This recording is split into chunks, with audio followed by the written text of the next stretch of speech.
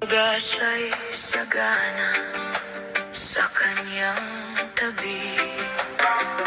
Sa bawat umagang kanyang pagbangon, kasama ang mga magulang na nagsakripisyo. Tahimik nilang pasan ng kahirapan upang makita lamang siyang magtagumpay.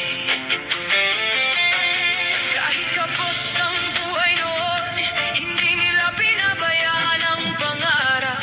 Pagmamahal ang kanilang puhunan na naging lakas ng isang kabataan.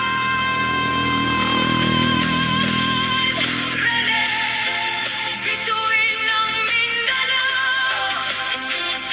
Mula sa hirap hanggang tagumpay, pangarap mo'y aming gabay. Mula Calacogon hanggang kalangitan, naririnig pa rin ang iyong pangalan.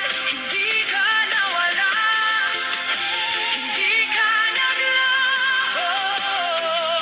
Ikaw ay buhay sa puso ng Mindanao.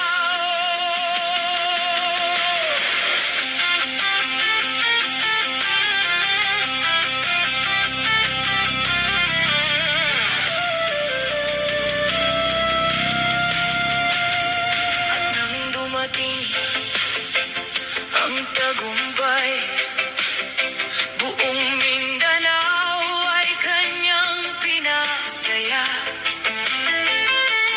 MVP ng palarong pambansa, bayani ng kabataan.